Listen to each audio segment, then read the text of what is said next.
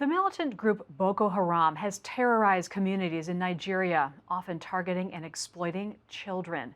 The group's abduction of nearly 300 schoolgirls in Chibok in 2014 drew international attention both to the group and to the plight of young women and girls.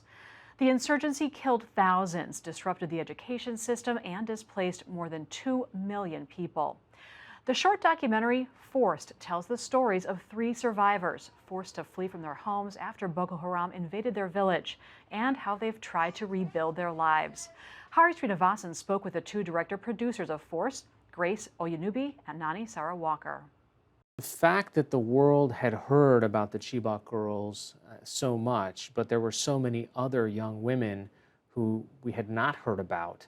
And when you went back there and when you talked to these people, the stories that you end up finding, they're so compelling and gripping, and yet most of us have never realized that the problem is as widespread.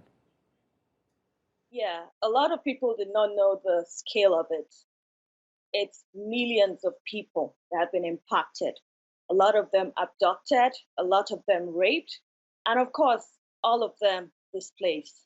And they're just all living in different places, just trying to survive, trying to live one day at a time. So the scale of it is massive. So it was so important to tell such a story so that the world will know that look, after all of the crisis, there are people living out there who are survival of rape, abduction, and internally displaced, and they're all out there just living their life.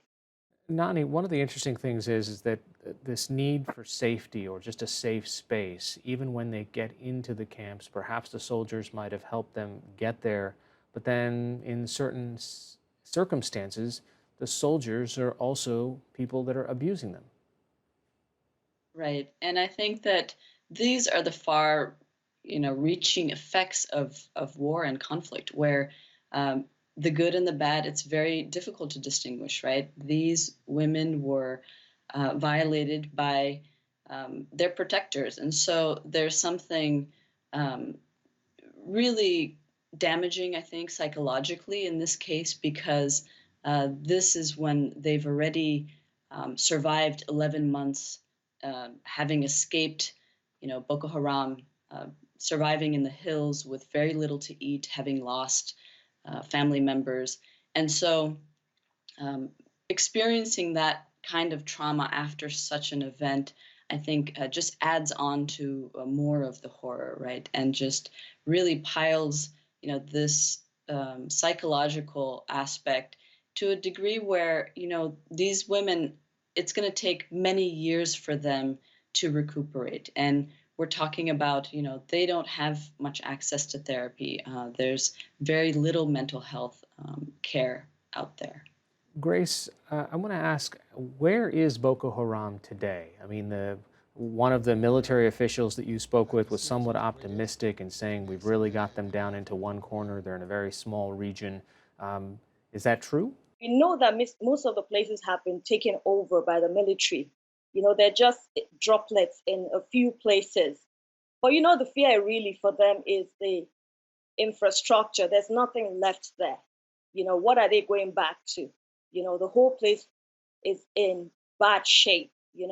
So for Boko Haram, I know sometimes they just try to show up that we're still here, but I know the military has taken over most of the places. What's it like working as a female filmmaker trying to cover topics that certainly the men in power don't want you to be revealing? Well, it's challenging, and I think that um, we did confront the military general, and he gave us his response, which was that there is some protocol in place. Um, he didn't address the cases that had been reported, and I think we caught him off guard somewhat. On the other hand, the issue is close to us as women. I think it's really important to address these issues, whether it's you know in Nigeria and in this conflict, or if it's right here. All right, Grace Oyenubi and Nani Sarah Walker, filmmakers of the documentary Forced. Thanks so much for joining us. Thank you for having For us. having